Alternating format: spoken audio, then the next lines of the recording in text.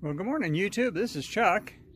It's Thursday, July 6th, and about 8 o'clock in the morning, and today my project is to go ahead and replace the calipers on the front of the van and change the oil. So I got the stuff for that.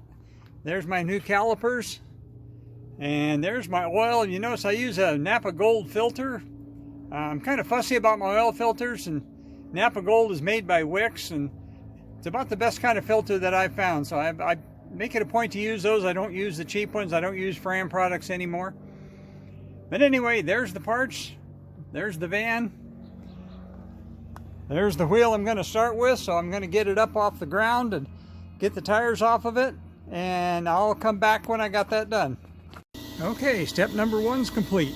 Jack it up, put it on stands, remove the tires. There you can see the old caliper. And there's my stuff laying right there. Okay, get back to you in a minute.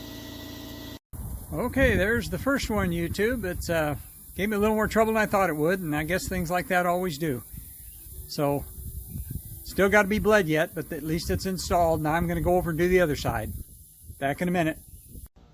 Okay, I'm back. This is not actually the same day. This is actually the next day. Ran into a little problem, and turned out to take a little more time and be a lot messier than I thought it was going to be. And so I didn't take time to film it. I didn't want to get my camera all greasy. But I finally got her done and got everything back together and got everything bred. Little, kind of call it a pro tip, if you will, if you're going to do this kind of work and you're working by yourself. Invest in one of these little one-person vacuum brake bleeder kits from Amazon. They're about $21, I believe.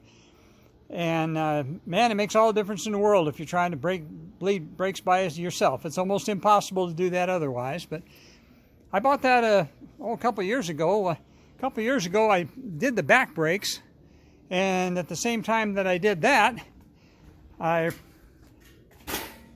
replaced the master cylinder and flushed the whole system.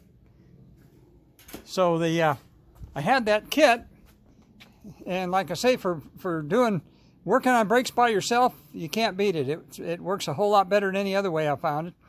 So anyway, this morning I double-checked for leaks and torqued the lug nuts and all that kind of stuff. I took it out and test drove it yesterday. It seems to be fine.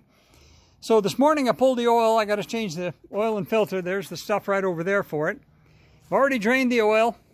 I'm getting ready to pull the filter. I thought I'd shoot this right quick like. And then after I get done with that, my next step is going to be to pull the back of the engine cover and look for my exhaust leak. In order to do that, I got to pull that seat. That's only 4 bolts. And then I can pull that, what they call the doghouse cover, and get that out of there. And then I got pretty good access to the back of the engine. I can see where my exhaust leak is at. So that's the next step of what I got to do. So I think I'm going to end this one right here. As I always tell you, take care of each other, love each other. It's a great life. I don't mind doing this kind of work, but this time of year it gets pretty toasty in the afternoon, so I can only work till about noon here. My garage faces to the west, and that afternoon sun's kind of brutal this time of year. So with that, I'll let you go, and I'll catch you on the next one, which will be pretty darn quick.